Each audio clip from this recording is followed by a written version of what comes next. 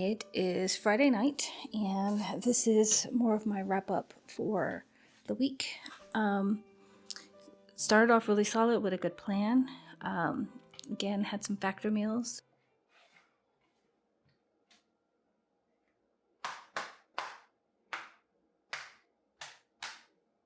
So I could be able to have those for convenient lunches, and then, of course, made real simple breakfast with, an egg, some grits, maybe some multigrain toast, but really focused on trying to stay active.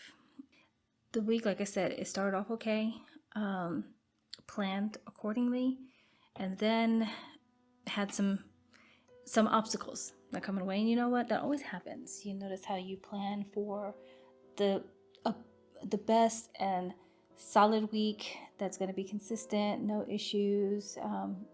You put it on your calendar. If you use a paper calendar or use a calendar on your phone, you schedule everything, and then Murphy decides to come and visit.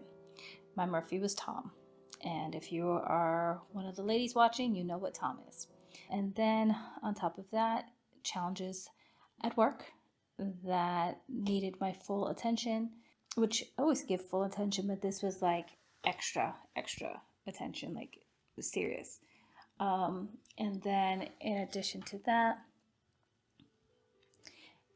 and this is another reason why it took a while for me to go ahead and do this wrap up, but if you follow John on Instagram, I haven't been able to post it myself because I can't without crying. But we had to put our sweet baby angel Barda to rest. Great puppy, great puppy. We lost her daddy 2 years ago. And then on Thursday, had to take her to the vet. Come to find out she had bone cancer. And she is a sassy old lady. So, she's up there in her late teens. And so one of the options that was a possibility was a complete and total amputation of her front left leg from the shoulder down. But looking at the x-rays and talking with the doctor and everything else, while that may have been an option, would have been humane. And we all kind of joke around in the family, like we don't. So Lobo and Barda, they were not pets. In our family, they were family. They were just one of the kids.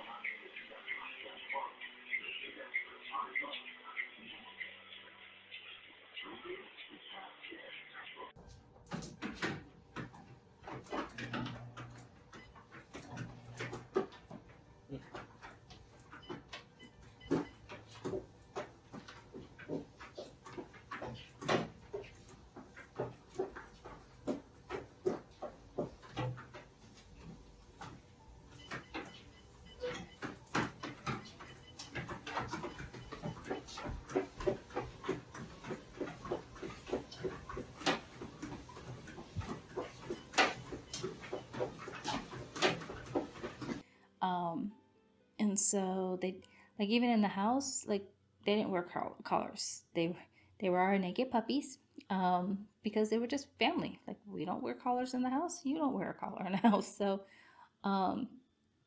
it was just, it's hard. And she lived a really, really good life, up to including even the doctor said that she can tell that with all the care and the love that we've given her, that this was going to have to be a restful and peaceful end for her.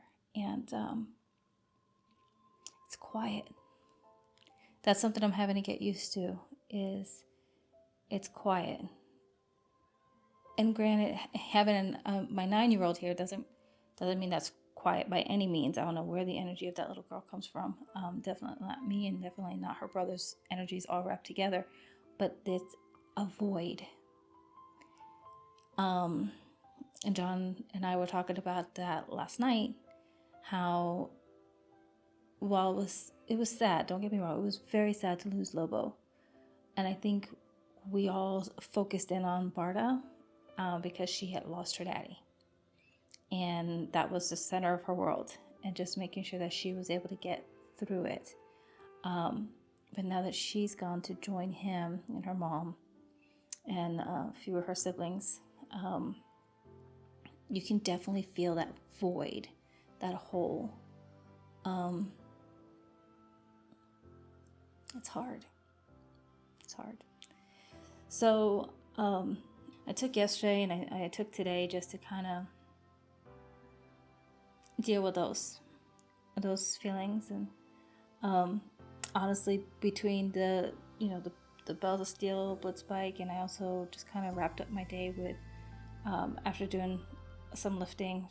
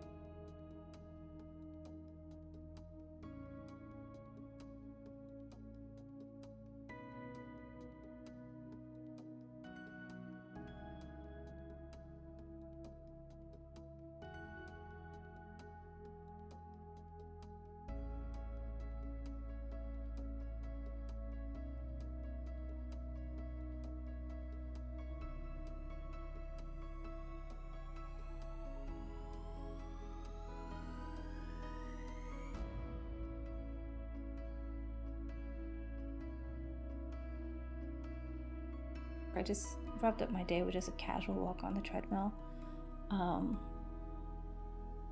just to kind of wrap up my day, wrap up my week. Saturday is always my refresh week.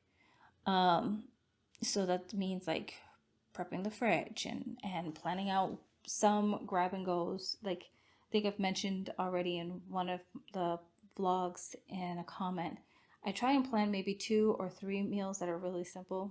So like I might grill chicken and I have salad mix, so I can just throw some chicken on some salad, like mixed greens, tomatoes, etc. Or I may do some salmon, and of course have some rice to go along with it, and a vegetable, something quick that I can throw in the microwave. Planning to cook from scratch, so I'll have it ready. Yeah, that's not going to happen. Not for lunchtime, and depending on how the week is going, maybe not even for dinner. So if I plan it out on a Saturday, I can succeed for most of the week. Also, we started the unboxing of a product, and there's a bit of a standstill. Really close to a recliner of rage, but not quite there yet. Hopefully, working with the developer so we can get a solution so it'll work as it's supposed to. So I think when things start to kind of get in the way of my plans, or at least what I would like to accomplish for that day, it kind of throws me off. And then if I have too many things that kind of throw me off, and I don't know about you guys, but if there are too many things that start to throw me off, I just say, bump it. I'll just start in the morning. And I know I have to work through that. I cannot do that. I don't do that professionally at work. I don't think so. I don't think so. Um, I mean, I tell my team all the time, adapt and overcome. We got to be semper gumby, always be flexible. Nothing's going to be ever routine. We would like there to be a routine. We would like to be a sense of order, but you have to always stay flexible. And I've got to take what I preach and put it into practice. So here is to the week wrap up. And here is to resting and starting a new week, starting tomorrow. We're making sure I set everything up for success to begin that week. So thanks again for watching. I hope you guys have a great week. Choose something to focus on, whether it's meal prep or maybe getting one extra rep in, regardless of what workout or plan that you're focusing on. What kind of goals are you working on this week? Put it in the chat box down below, and I'd like to see if we can be in alignment and encourage each other. Definitely. Have a wonderful week, and I'll talk with you again soon.